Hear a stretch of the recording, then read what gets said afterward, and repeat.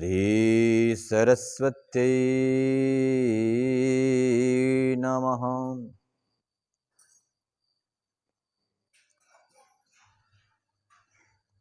श्री गुरुचरण कमलेभ्यो नमः।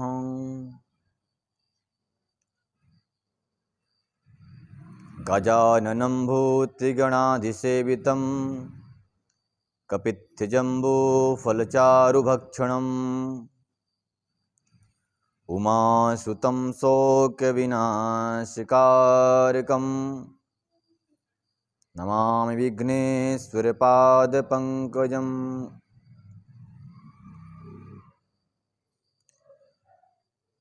कृष्णाय वासुदेवाय हरे परमात्मने प्रणतक्लेशनाशाय गोविन्दाय नमो नमः। नारायणं नमस्कृत्यं नरं चैव नरोत्तमं देवीं सरस्वतीं व्यासं ततो जयमुदीरयेत्। हरि ओम श्री लक्ष्मीनारायणाभ्यां नमः। वर्णानामार्थसंज्ञानां रसानां छन्दसामपि मंगलानां च कर्तारो वन्दे वीणावाणी विनायकौ। श्री गुरुचरण कमलेभ्यो नमः। पवनतने संकटहरण मंगलमूर्तिरूप राम लखन सीता सहित हृदय बसहु सुरभूप। अतुलित बलिधामं हेम शैलाभदेहं धनुजवन कृशानुं ज्ञानिनामान् गृगण्यम् सकल गुण निधानं वानराणामधीशं रघुपति प्रिय भक्तं वात जातं नमामि। वात जातं नमामि। वात जातं नमामि। और पवन हनुमान की जय। रामचंद्र भगवान की जय। वृंदावन बिहारी लाल की जय। सद्गुरुदेव भगवान की जय। पंडोखर सरकार की जय। जय जय श्री राधे श्याम। आपने गीता का जो कथा थी आपने श्रवण किया। 2 दिन आपने राम कथा भी श्रवण किया। आज क्या है? तृतीय दिवस है, तीसरा दिन है आज का ना। तो आज आप तीसरे दिन की भी कथा श्रवण करेंगे। आपने श्रवण किया था गोस्वामी तुलसीदास जी का जो है सिद्धांत, उनका आचरण, उनका व्यवहार, कि वो क्या बर्ताव कर रहे हैं मानवता से, इस संसार पर रहने वाले जीवों से वो क्या प्रेरणा चाहते हैं, अतः उनका मनोभाव उनके प्रति क्या है, वो रामचरितमानस में उन्होंने वर्णन किया है, जिसके कुछ अर्थों को आपने समझा है। आज जहां तक आपने कल समझा था वहीं से आज पुनः हम चालू कर रहे हैं, स्टार्ट कर रहे हैं, शुरू कर रहे हैं। पूज्यपाद गोस्वामी तुलसीदास जी, इधर उधर मत देखें, सामने देखें, इधर माता जी, उधर मत देखिए, उधर मत देख, गली मत देखिए, मुझे पर्दा लगाना पड़ेगा यहाँ पे तो गोस्वामी तुलसीदास जी कहते हैं कि मैं सबकी वंदना करता हूं। किसकी? अच्छा हो बुरा हो, धर्मी हो अधर्मी हो, सबकी वो वंदना ही करते हैं, किसी की अवंदना नहीं करते, यानी किसी की निंदा नहीं करते, सबकी स्तुति करते हैं वो। तो यहाँ पे संतों की स्तुति करते हुए बड़ा सुंदर बात कही उन्होंने। क्या कहते हैं? साधु चरित शुभ चरित कपासु निरस बिसद गुण में फल जासु, निरस बिसद गुण में फल जासु। जो सखी सुख परिच्छिद्र दुरावा, बंदनीय जहीं जग जस पावा, बंदनीय जहीं जग जस पावा। कहते हैं साधु का चरित्र सुचरित्र कपासु, कपास के समान संतों का चरित्र होता है। कपास कैसा है? कपास तो ना खाने के लायक है, कपास का फल खाने के लायक है क्या? नहीं है, और रखने के लायक भी नहीं है। सूखा सूखा दिखता है, ऊपर से कोई मतलब का नहीं दिखता। लेकिन जब समय आता है, जब वो कपास परिपक्व हो जाता है, तो उसके अंदर छुपा हुआ गुण हमारे भारतवर्ष के लिए नहीं बल्कि विश्व के समस्त लोगों के लिए, जीवों के लिए वह कल्याणकारक बन जाता है। ठंडी लग रही हो आपको तो क्या करेंगे आप ऊनी कपड़ा का तलाश करते हैं। ऊनी कपड़ा कहाँ से बनता है? कपास से तो बनता है। कहाँ से बनेगा? कपास नहीं होगा तो कपड़ा कहाँ से बनेंगे? फिर देव पूजा के लिए सूत बनता है। संसार की हर वस्तु पर्दा का काम कौन करता है? कपास ही तो करता है। तो कहते हैं उसी प्रकार से संसार के जीवों के लिए जिस प्रकार से कपास महत्वपूर्ण है, सूखा होने पर भी बाहर से तो वो दिखता किसी काम का नहीं है, लेकिन अंदर जो उसमें गुण छुपा है वो समस्त विश्व कल्याण के उपयोग में आता है। उसी प्रकार से संत भी हुआ करते हैं। संत जो है, संत का वेशभूषा को देखकर लगता है इनमें स्नेह नहीं है, प्रेम नहीं, भाव नहीं है, ऊपर सूखे सूखे दिखते हैं, लेकिन इनमें जो दिव्यतम दिव्य गुण अंदर छुपा होता है वो संसारिक कल्याण के लिए ही होता है। ऐसा कौन कहता है? परम पूज्य गोस्वामी तुलसीदास जी कहते हैं। साधु चरित्र सुचरित्र कपासु, साधुओं का चरित्र कैसा है? कपास के समान है, ऊपर से सूखा सूखा और अंदर से बहुत महत्वपूर्ण होता है। ऐसा। और क्या है कपास? कहते हैं बंदनीय जहीं जग जस पावा, इनकी बंधन वही करता है जो यश को प्राप्त करना चाहता है संसार में, जो निंदा को प्राप्त करना चाहता है वो संतों का कभी प्रशंसा नहीं करता, निंदा ही करता है। जैसे आजकल आप लोग देख रहे होंगे भारत में संतों के प्रति जो लोग अपना भाव व्यक्त कर रहे हैं, संतों के गुण, संतों के अंदर छुपा हुआ गुण को क्या कहते हैं कि यह अंधविश्वास है, यह अकल्पनिक है, नहीं काल्पनिक है, ये सच्चाई नहीं है। जिस अपने अंदर छुपे हुए गुण के प्रभाव से संत महंत समाज की उत्थान का काम कर रहे हैं, भटके हुए लोगों को सद्मार्ग में लाने का काम कर रहे हैं, ऐसे कुछ धर्मद्रोही लोग उन्हीं संतों पर टिप्पणी करने लगे हैं। कहते हैं कि मैं तो उनसे ये कहना चाहता हूं जो संतों पर कमेंट कर रहे हैं, संतों के गुण को, संतों के अंदर छुपी हुई शक्तियों को अंधविश्वास जो कहते हैं, ऐसे धर्मद्रोही सुन लें कि अगर संत नहीं होंगे तो ये समाज नहीं होगा, हिंदुत्व नहीं होगा, हिंदुस्तान नहीं होगा। ये भारत भूमि संतों की भूमि है और संतों पर इस प्रकार से व्यवहार करना, उनको भागोड़ा कहना, यह हिंदुस्तान का अपमान है। और मैं यही कहना चाहूँगा कि संतों का अपमान करना बंद कर दें, नहीं तो बहुत बड़ा खामियाजा इनको भुगतना पड़ सकता है। हम संत महंत संसार के कल्याण की कामना करते हैं। सर्वे भवन्तु सुखिनः, सर्वे सन्तु निरामयाः, सर्वे भद्राणि पश्यन्तु मा कश्चित् दुःख भाग् भवेत्। हम संतों का यही उद्बोधन है, यही विचार है कि सब सुखी रहें, सब निरोगी रहें, सब कल्याण हो और कोई भी किसी प्रकार से दुख का भागी न हो। ये उद्देश्य चलते हैं और अमन शांति चाहते हैं, समाधिस्थ होकर के संसारिक कल्याण करना चाहते हैं।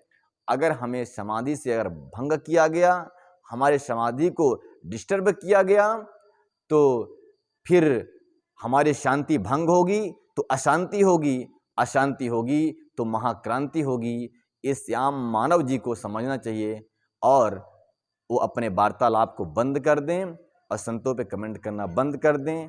क्या उनको ये पता नहीं चलता कि अन्य समाज में जो अलग अलग प्रलाप होते रहते हैं। मदरसे में क्या होते हैं, कॉन्वेंट स्कूल में संडे के दिन क्या होते हैं, क्या उनको पता नहीं चलता? क्या उनको सिर्फ हिंदू साधु संत ही टारगेट करने को मिलते हैं? अगर उनको सिर्फ हिंदू साधु संत ही टारगेट करने के लिए मिलते हैं तो वो सावधान हो जाएं, अपनी वाणी को विराम दें, नहीं तो इसका खामियाजा बहुत खतरनाक हो सकता है। तो संतों पर जहां गोस्वामी तुलसीदास जी इतने बड़े विद्वान होकर के संतों की वंदना करते हैं, वहीं कुछ तथाकथित लोग संतों की निंदा करते हैं।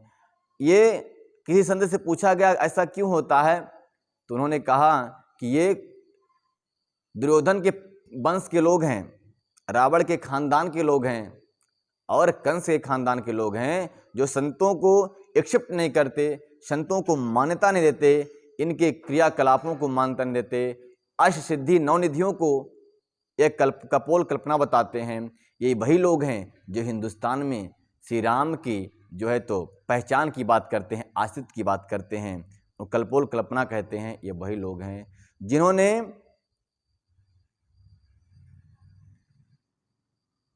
पालघर में संतों का अपमान किया, संतों का जहां संतों पर अन्याय अत्याचार हुआ, संतों की मृत्यु हुई, ये सब ऐसे लोग ही संतों पर अनाचार दुराचार करते रहते हैं और अपने आप को समाज में अपने आप को फेमस करने की कोशिश करते रहते हैं। तो ऐसा नहीं करना चाहिए। जहाँ बड़े बड़े ऋषि मुनि संतों के चरणों की वंदना करते हैं, वहीं पर उन्हीं के मार्ग में चलते हुए हम सबको संतों के चरणों की वंदना करना चाहिए। बोल वृंदावन बिहारी लाल, श्री रामचंद्र भगवान की जय।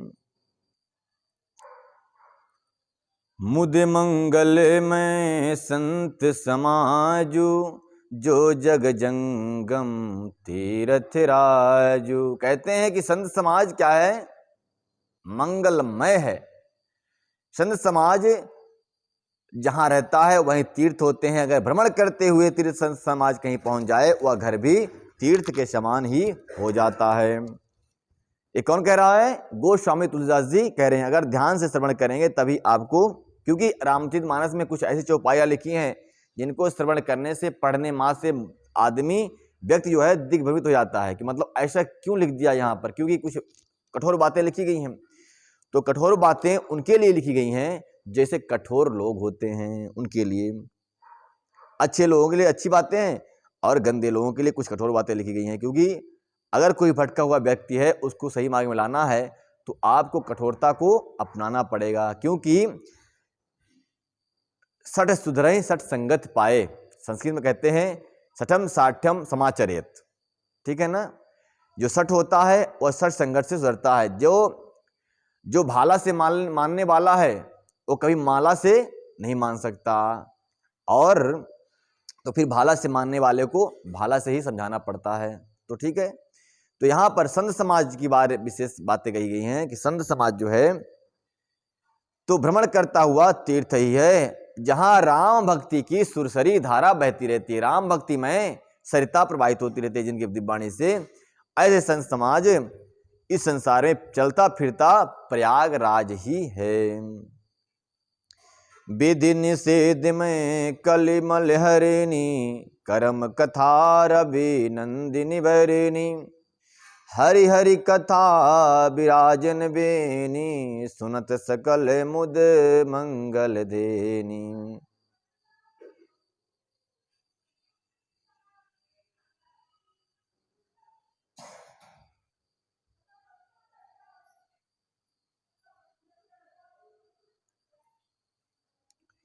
विधि निषेध मंगलमय हरिणी। कहते हैं शास्त्र में जो कहा गया है कि विधि और निषेध, यह करो यह न करो, निषेध रूपी कर्मों की कथा कलयुग में के समस्त पापों को हरने वाली है। और सूर्यतन्या कौन है? यमुना जी। कौन है? किसी पुत्री हैं? भगवान सूर्य की पुत्री यमुना जी जो हैं, भगवान विष्णु शंकर जी कथाएं, यमुना जी कथाएं, भगवान विष्णु और शंकर जी कथाएं त्रिवेणी के रूप से शोभित है, जो सबके ही सब आनंद और कल्याण कर देने वाली है। मतलब सभी प्रकार से कल्याण करने वाली है, सुख प्रदान करने वाली है। कौन कौन? यमुना जी, भगवान विष्णु की कथाएं और शिव जी की कथाएं ये कहाँ वास करती हैं? बोले संतों की दिव्य वाणी में वास करके सबको पवित्र करने वाली होती हैं।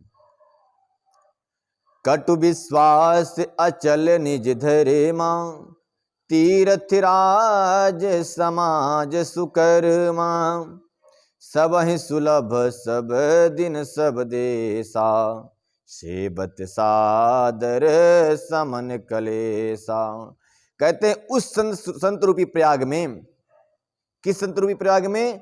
जो संत ज्ञान के द्वारा दिव्य और अद्भुत शक्तियों के द्वारा संसार में भ्रमण करते हुए लोक को पावन करते हैं, घरों को तीर्थ रूप बना देते हैं। उन संतों के द्वारा क्या होता है? उस संत रूपी प्रयाग में अपने धर्म में जो अटल विश्वास है वह अच्छे बट है, और शुभ कर्म ही उस तीर्थराज का समाज परिकर है। सब देशों में सब समय सभी को सहज में ही प्राप्त हो जाता है, और आदर पूर्वक सेवन करने से क्लेशों को नष्ट करने वाला होता है। संतों का चरण बंदन, संतों का दर्शन समस्त क्लेशों को नष्ट करने वाला होता है, समस्त प्रकार के सुखों को देने वाला होता है। नहीं तो बागेश्वर धाम और पंडोखर धाम में लोगों की लाइन ना लगी होती है। जब देखिए, जब किसी संत के पास बहुत सारे भक्त जाने लग जाते हैं ना, बताया ना आपसे, कुछ धर्मद्रोही लोग होते हैं जिनको पेट में पीड़ा हो उड़ जाती है कि आखिर ये लोग इधर क्यों जा रहे हैं। कहीं ऐसा तो नहीं कि पूरे देश में हिंदू धर्म का प्रचार प्रसार हो जाएगा और ये देश जो अधोगति की तरफ जा रहा है कहीं हिंदू राष्ट्र न बन जाए, इसलिए वो इन संतों को टारगेट करके उन पर ब्रेक लगाना चाहते हैं। तो संत समाज क्या है? चलता फिरता तीर्थ है। इनके दर्शन मात्र से समस्त पाप नष्ट हो जाते हैं, समस्त क्लेश भी नष्ट हो जाते हैं। क्यों नष्ट हो जाते हैं? क्यों? अथक अलौकिक तीर्थ राव, दे साध्य फल प्रगट प्रभाव। कहते हैं असाध्य फल को प्रकट करने वाला यह तीर्थराज है। कौन? बोले संत समाज। संत समाज क्या है? तीर्थों का राजा है, और असाध्य रोगों को भी यह नष्ट करने वाला होता है। सुनि समुझहि जन मुदित मनो, मंजहि अति अनुराग, लाहि चारि फल अक्षत तनु साधु समाज प्रयाग।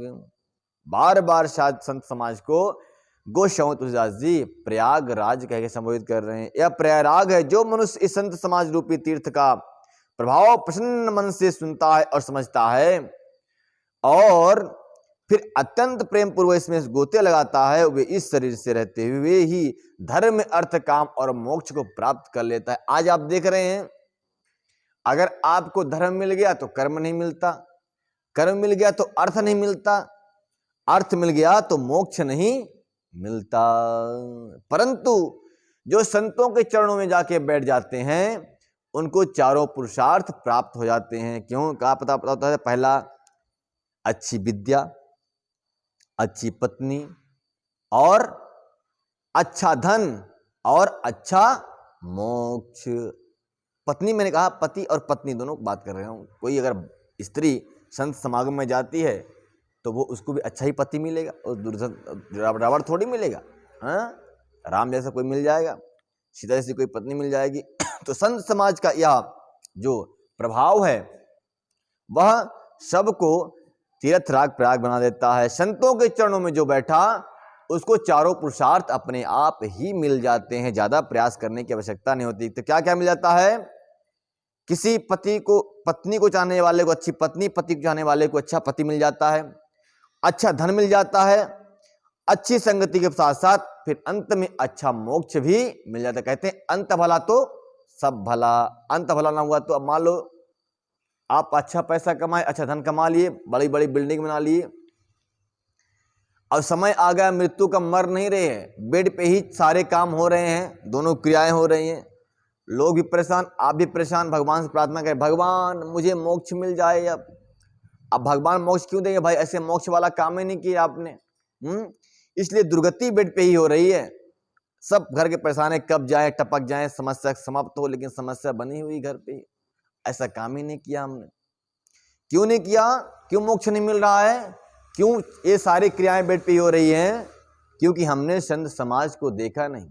एक बड़ा सुंदर गोस्वामी तुलसीदास जी का एक कवितावली है, कवितावली में लिखा है उन्होंने कि संत सभा देखा नहीं, किया नहीं हरिगान, अय मानव फिर तू कौन विधि चाहता है कल्याण।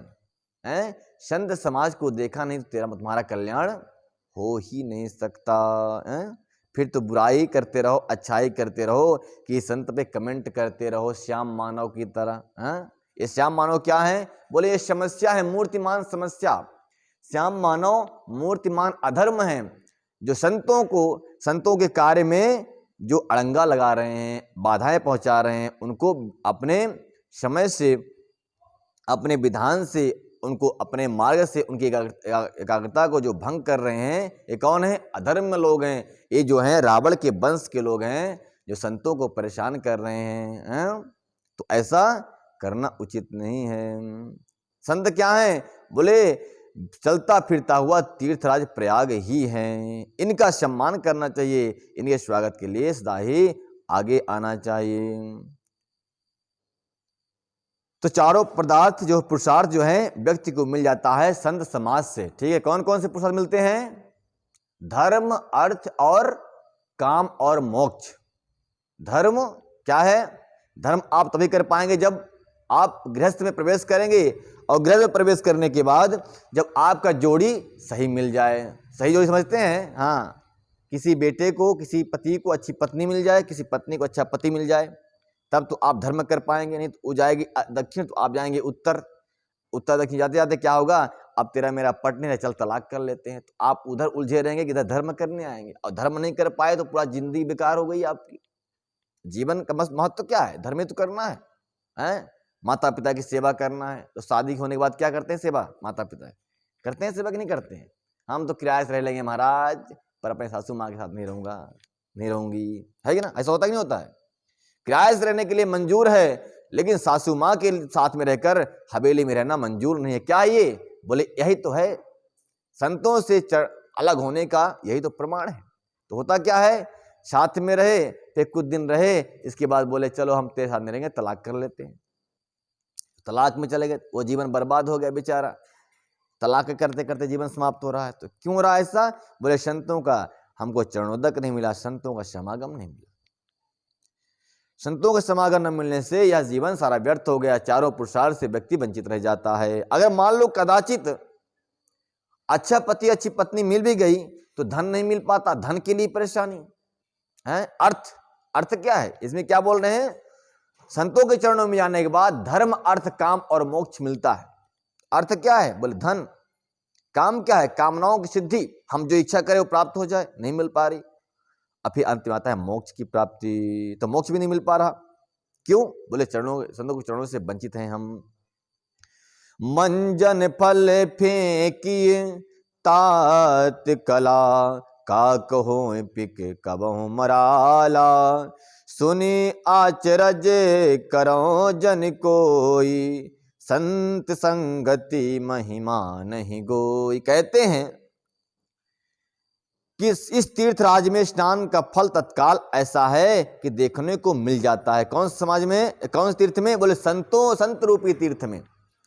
आपको कहते हैं कि गंगा आदि नदियों का सेवन, किसी मंदिर का सेवन, किसी तीर्थ का सेवन करते रहें तो कई वर्ष में जाकर आपको उसका फल मिलेगा।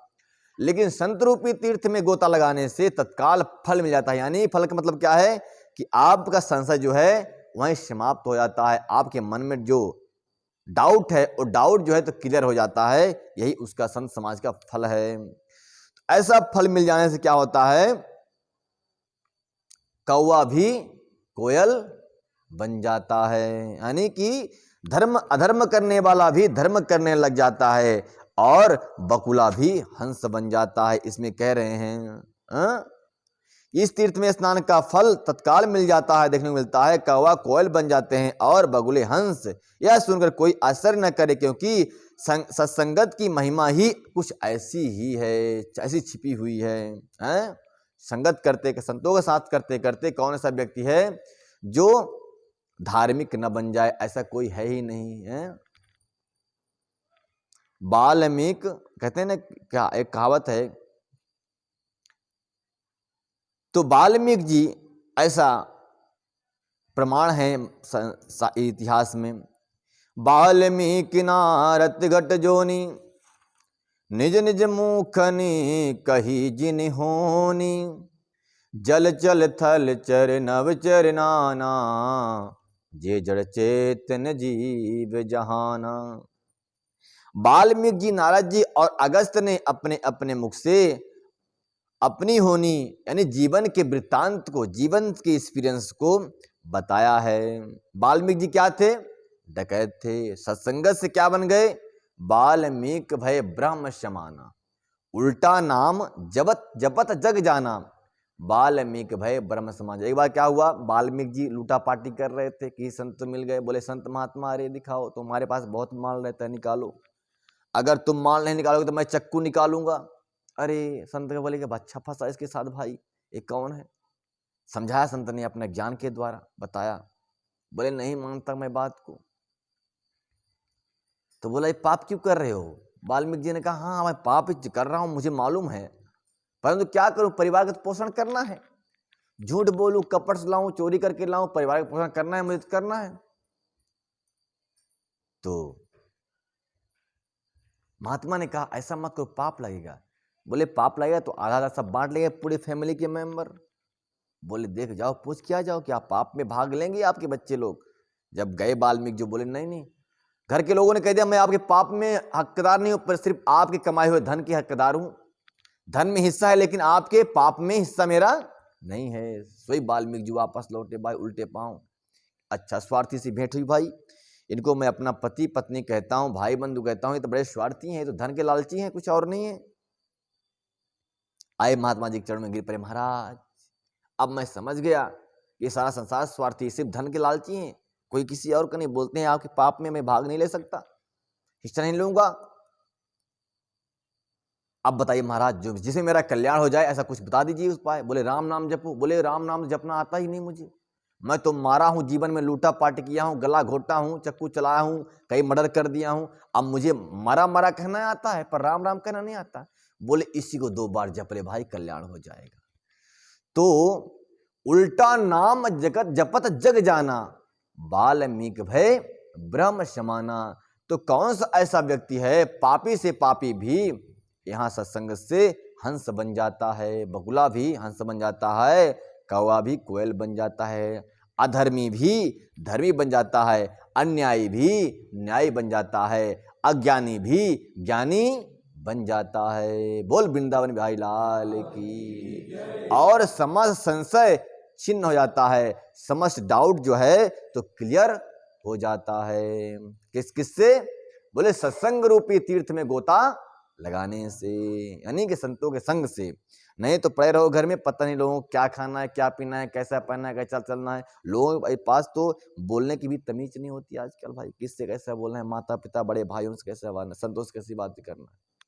शालीनता बिल्कुल नहीं है, उनको लगता है सब सड़क छापी लोग हैं, चलो कैसे ही बात कर लेते हैं, चलेगा अपने तो ऐसा नहीं। संतों की संगत करिए। अपने अगर जीवन में कल्याण चाहते हैं, प्रकाश चाहते हैं, तो अगर अंधकार चाहते हैं तो कोई बात ही नहीं, जाइए अंधेरे में। तो ऐसा संत समाज है। कौन कह रहे हैं? वाल्मीकि जी कह रहे हैं, गोस्वामी तुलसीदास जी कह रहे हैं ऐसा वाल्मीकि जी के लिए कि नारद जी क्या थे?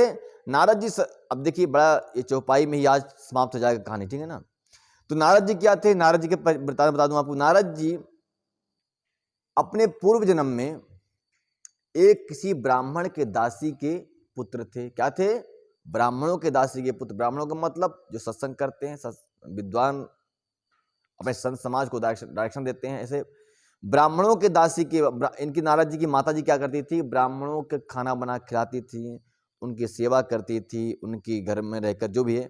तो नारद जी भी जो पूर्व जन्म में जब बालक थे, छोटे से, तो जब संत लोग सत्संग करते थे तब माता सेवा में व्यस्त रहती थी, लेकिन ये भी किसी कोने में बैठ करके सत्संग सुना करते थे। सत्संग के प्रभाव से इनकी आत्मा में दिव्य ज्ञान प्राप्त हो गया। आत्मा में उस ज्ञान के माध्यम से इन्होंने नारायण को ही अपने आत्मा में देखने लगे। सत्संग के श्रवण करने मात्र से इनको बड़ा आनंद और आह्लाद होने लगा। जब कभी ध्यान में बैठते, संतों की वाणी का स्मरण करते, संतों ने जो बताया उस मार्ग में चलने लगे, तो इनकी आंखों में अपने आप आंसू की धारा बहने लगती, अंग में रोमांच हो जाता। इसी प्रकार से अपने मैया के साथ में रहते रहते इन्होंने कह दिया कि हे मैया, अब तो मुझे एकादशी का व्रत करना है, हे मैया मुझे शिवरात्रि का व्रत करना है, हे मैया मुझे नवरात्रि का व्रत करना है। बोली मैया ने पूछा क्यों बेटा, अभी तू छोटा है? बोले नहीं मैया, संतों ने ऐसा कहा है कि ऐसा व्रत उपवास तप करने से, ज्ञान के द्वारा चलने से और संतों के आदेश का पालन करने से, सत्संग करने से कल्याण होता है। यहाँ भी कल्याण होता है, वहाँ भी कल्याण होता है। चलो मैया, मैं इस जन्म तो कोई बात नहीं, मैं जो भी हूँ चलो ठीक है, लेकिन अपना दूसरा जन्म संभालना चाहता हूँ, इसलिए संतों के बताए हुए मार्ग में चलना चाहता हूँ, मैं व्रत करना चाहता हूँ। भैया ने कहा चल बेटा कोई बात नहीं, कर लो व्रत। नारद जी व्रत करने लगे। मैया को उधर बड़ा चिंता कि हमारा बेटा जो है व्रत है, भूखा है। नारद जी 5 वर्ष की आयु, सत्संग के माध्यम से तपस्या करने को तैयार, तप किया, व्रत किया, व्रत सफल रहा। नारद जी कहते हैं वेद व्यास जी से कि व्यास जी, मैं जब यम नियम का पालन करता था, 3 बार स्नान करना, बाहर जाना तो पैर धो के अंदर आना, हाथ धो के बात करना, खाना खाना, यम नियम से विधिवत जो है, किसी का छुआ खाना नहीं, अपने ढंग से भोजन करता था। मैया को बड़ा दुख कि मेरा बेटा गुपचुप क्यों नहीं खाता है, अब आजकल घूमने क्यों नहीं जाता है, बच्चों के साथ गुल्ली डंडा क्यों नहीं खेलता है। माँ सोचती छोटा सा बच्चा है, खेलने की उम्र है, खेलना चाहिए, नहीं तो किसी कॉन्वेंट स्कूल में पढ़ना चाहिए, इंग्लिश मीडियम में पढ़ेगा तो अंग्रेजी बनेगा, खूब पैसा कमाएगा, धन दौलत लाएगा। नारद जी को सब पसंद ही नहीं। बोले मैं तो भगवान की भक्ति करना चाहता हूं, संतों के मार्गदर्शन में मुझे भगवान के दर्शन हुए हैं। और नारद जी महाराज माता की बातों को ना मानते हुए इसी मार्ग में चल पड़े। कभी कभी नारद जी सोचते कि मैया हमारे व्रत में, उपवास में, ध्यान में, साधना में बड़ा बाधाएं उत्पन्न करती है। नारद जी बैठते ध्यान करने के लिए, मैया बोलती बेटा सो रहा है क्या, क्या कर रहा है ये, खाना खा लो। मैया बोलते, नारद जी बोलते मैया रुक जाओ, मैं कुछ देर बाद आके भोजन करता हूँ, चिंता मत करो, मैं भोजन कर लूंगा, मैं भोजन कर लूंगा, चिंता मत करो मैया। अब मैया को फिक्र मेरा बेटा भूखा है, और जब तक नारद जी न खाते तो मैया भी न खाती। एक दिन ठाकुर जी प्रार्थना किया, भगवान ये मैया से मुझे मेरा पीछा छुड़वा दो। तो एक दिन की बात क्या है, संत महात्मा चतुर्मास कर रहे थे। चतुर्मास करने के बाद, चतुर्मास का मतलब होता है 4 महीने बरसात के, 4 महीने बरसात के क्या करते हैं संत लोग जो है, चतुर्मास करते हैं उस समय में। क्योंकि बारिश के मौसम में, संतों का कहना है कि बारिश के मौसम में किसी व्यक्ति को एक स्थान से दूसरे स्थान पर नहीं जाना चाहिए। इसे साइंटिफिक रीजन है इसका, और आध्यात्मिक रीजन भी है। आध्यात्मिक रीजन ये है कि उस समय में यात्रा करने से कुछ दुर्घटनाएं हो सकती हैं, क्योंकि बारिश के आने से दलदल हो जाता है, जमीन धंस जाती हैं, रोड धंस जाती हैं, ट्रेन की पटरियां उखड़ जाती हैं। ऐसा उन साइंटिफिक रीजन है। आध्यात्मिक रीजन है कि हमारे चलने से हो सकता है जीव जंतु जो होते हैं धरती पर, बारिश के मौसम में बहुत सारे जीव जंतु निकल जाते हैं बाहर, रोड पे आते हैं, क्षेत्र में आते हैं, कहीं पाँव से कुचल के मर न जाएं। ठीक है, जीव जंतुओं को नहीं मारना चाहिए, इसलिए वो नदियों को क्रॉस नहीं करना चाहिए, बाढ़ी नदी को क्रॉस नहीं करना चाहिए, इसलिए भी नहीं जाते, सारी बातें हैं। तो चातुर्मास में महात्मा एक जगह रह करके सत्संग कर रहे थे। उसी सत्संग में इन्होंने वह घूंटी पी ली थी, यानी कि जो चस्का लगा था इनको सत्संग का, वंश लगा। तो समय आया, समय आने पर नारद जी महाराज ऋषि मुनि चले गए। नारद जी की माता उसी आश्रम में रहीं। एक दिन सायंकाल का समय था। नारद जी की इच्छा थी कि मेरी मैया मेरे मार्ग से हट जाएं तो मैं साधना करूं। 5 साल के नारद जी, माता उनकी अपने बच्चे को दूध पिलाने के लिए, गाय धोने के लिए शाम टाइम में गई, तो रास्ते में कोई सर्प ने डस दिया, उनकी माता का राधे राधे हो गया, चली गई। नारद जी की मन की इच्छा पूरी हुई, माता जी स्वर्गवास हो गया। नारद जी ने सोचा अगर मैं नहीं रोऊंगा संसार के लोग क्या कहेंगे, तो झूठी मुट्ठी आंसू बहाने लगे, और मन में सोचते ठीक ही हुआ, मैया बहुत डिस्टर्ब करती थी, चली गई, अब मैं भगवान की भक्ति आराम से कर सकता हूँ। स्वतंत्रता पूर्वक भगवान की भक्ति अगर करना है किसी को, तो उसको एकांत में वास करना पड़ेगा। बस सोचे कि मैं फैमिली के साथ भगवान की भक्ति कर लूँ, ध्यान करने के लिए बैठेंगे तो नाती आगे गोद में बैठ जाएगा, दादी क्या कर रहे तू? हाँ, अगर मम्मी के साथ रहोगे अब ध्यान करोगे, मम्मी पूछेगी बेटा क्या अभी तक तुम्हारा टाइम नहीं हुआ क्या ध्यान करने? चलो चाय बन गई, पियो सुबह सुबह। तो ध्यान भगवान की भक्ति एकांत में होती है, समाज में ग्रुप में नहीं होती है कि अब आप 50 लोग लेके आए बोले मैं भगवान की भक्ति करने जा रहा हूं। ये दिखावा हो सकता है, लेकिन सच्ची भक्ति जो आत्मा का कल्याण कर दे, आत्मा में संतुष्टि कर दे, आपको वो भक्ति एकांत में करना पड़ेगा। किसी गुफा में बैठकर, किसी जंगल में बैठ करके, समाज में बैठकर नहीं कर सकते, ग्रुप में बैठकर नहीं कर सकते। नारद जी ने प्रार्थना किया कि मैया मुझे डिस्टर्ब कर रही हैं, मैं कुछ और करना चाहता हूँ, मैया कुछ और करना चाहती है, प्रभु ऐसे ठीक कर दो। नारद जी की मन की इच्छा पूरी हुई, माता जी का परम धाम हुआ। अब नारद जी अकेले 5 वर्ष की अवस्था में उसी आश्रम में अकेले। नारद जी कहते हैं व्यास जी मैं उसी दिन वहीं से उत्तर दिशा की ओर प्रस्थान कर दिया। अब कुछ मालूम नहीं कि मुझे कहाँ जाना है, पर चल दिया। रास्ते में चलते चलते मुझे शाम हो गई, शाम में भी मैं अकेला चलता रहा, तो जंगलों में भटकता रहा। ऐसे जंगलों में जहां अजगर वास करते हैं, हिंसक जीव वास करते हैं, मच्छर वास करते हैं, जिस जंगल में कोई आज तक इंसान नहीं गया, ऐसे जंगल में वास करता रहा। कहते हैं बहुत दिन चलने के बाद, नारद जी के बहुत दिन चलने के बाद उनको एक सरोवर मिला। सरोवर के तट पर एक वृक्ष मिला। किसका? पीपल का वृक्ष। उसी पीपल के वृक्ष के नीचे बैठकर ध्यान, संतों के बताए हुए कथा के अनुसार भगवान नारायण का ध्यान करने लगे। ध्यान करते करते क्या हुआ, ठाकुर जी तो हृदय में आए लेकिन लुप्त हो गए। नारद जी ध्यान से उठे और खिन्न, जैसे छोटे से बालक का खिलौना टूट जाने पर वह बालक उदास हो जाता है, उसी प्रकार से नारद जी उदास हो गए। नारद जी की पूर्व जन्म की कथा है, बाद में नारद जी बने हैं, पहले दासी के पुत्र थे, उस दासी के पुत्र की कथा है ये।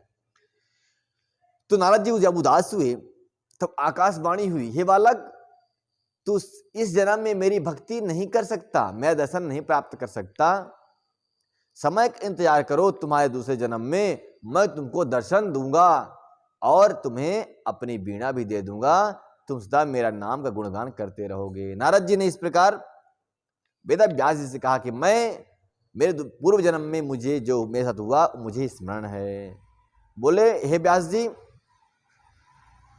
मैं उन्हीं प्रभु की कृपा के द्वारा अपना जीवन यापन करता रहा, अपनी मृत्यु की प्रतीक्षा करता रहा। समय आने पर अचानक बिजली कौंधी और मेरा वह पूर्व शरीर नष्ट हो गया।